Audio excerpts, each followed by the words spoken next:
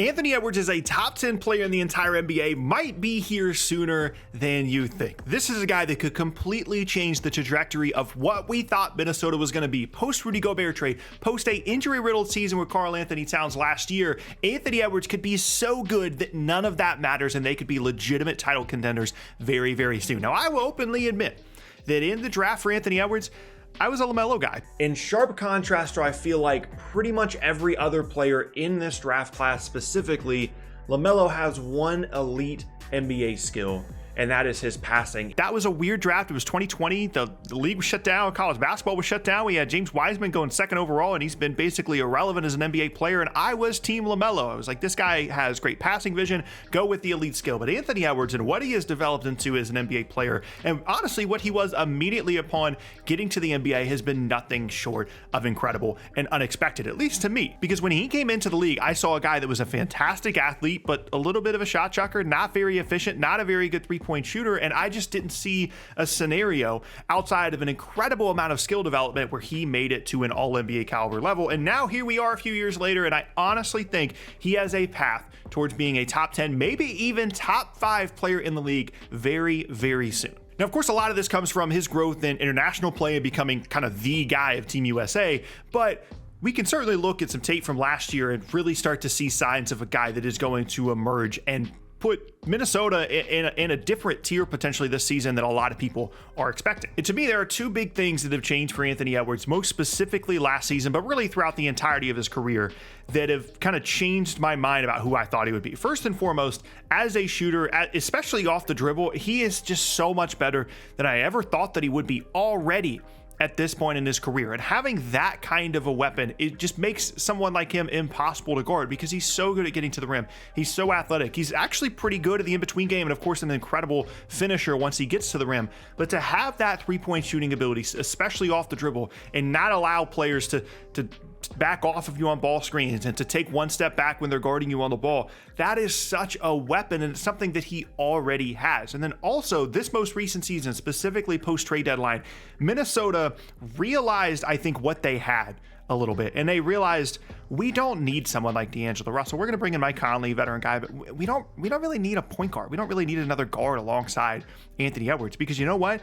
He's that good as a creator. He's that devastating as a pick and roll player, as an attacker, as a playmaker, that we don't really need to have another guard alongside him that's just going to get in the way, that's just going to slow him down, that's just going to take touches away from him. He has grown so much as an on-ball player in terms of skill set, and especially as a three-point shooter, to go with that incredible athleticism and finishing ability, that there's no reason to not have him just be the lead guard. Now, to be clear, he's not a point guard. He's not someone that's going to ever be like a top level creator.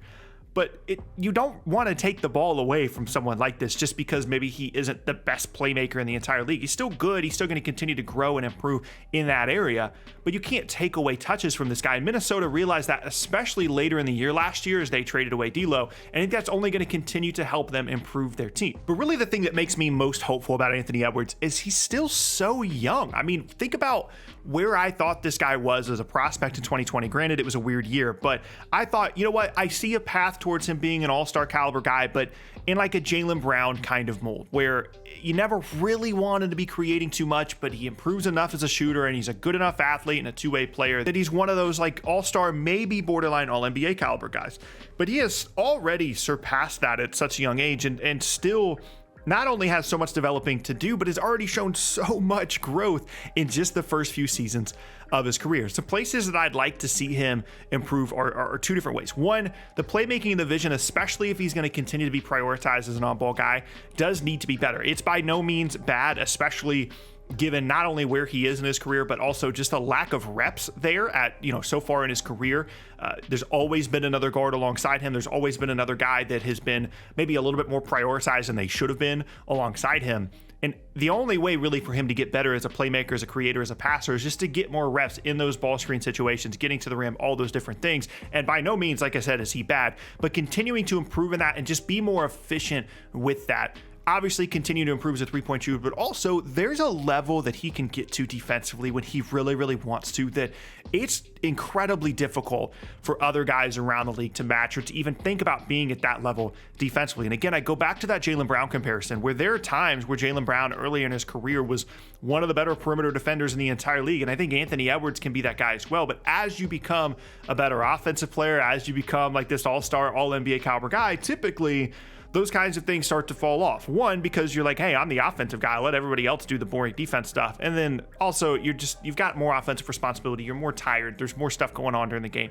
And so you're not going to be asked to be as good defensively. But with the way that this Minnesota team is set up, with him, McDaniels, Gobert, of course, Cat as well, they have the ability to put together some lineups that not only can be awesome offensively just because of how good Edwards is and the spacing of Towns, but also really, really great defensively if they can obviously figure out that too big situation, was an entirely different conversation. What this brings me to for Minnesota is there's a ceiling here that I don't think I truly thought existed with this roster, certainly post Rudy Gobert trade, that now to me is very apparent, very obvious. There is a scenario here where, because Anthony Edwards is so good, because he continues to make a leap to potentially being a top 10, maybe top 5 player in the league over the next couple of seasons, maybe Minnesota will be a contender with this Rudy Gobert era, even post-trade, even though it's a terrible trade, just because of how great Edwards is and is becoming. And part of my hopefulness for this, and part of the reason I'm so excited, is typically when guys go to Team USA and they become this kind of player, where other players, the coaches, are admitting, yeah, like this is the guy, this is the primary guy, this is the one that everybody looks towards. When you become that player, it's happened with Kevin Durant, it's happened with LeBron in the past, when you become that kind of guy in the Team USA process and ecosystem, that is about as good of a recommendation as you can get of a player becoming a top 5, top 10 player in the entire league. And that, I think, is the trajectory that Anthony Edwards is on. Not to mention the fact that this guy is one of my favorite players in the entire league to watch. He's probably one of the best athletes in the entire league.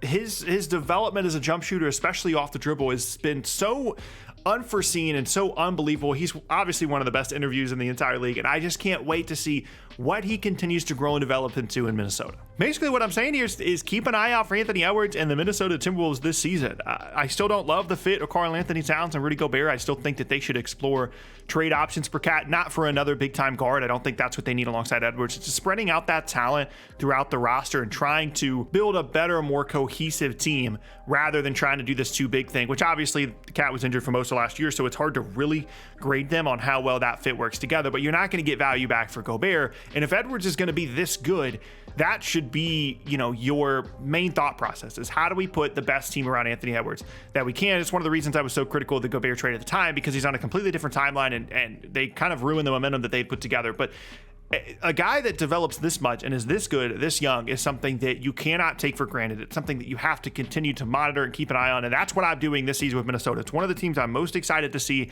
terms of how the bigs look together, and also the continued growth and development of Anthony Edwards after his Team USA experience. I can't wait to see what he looks like.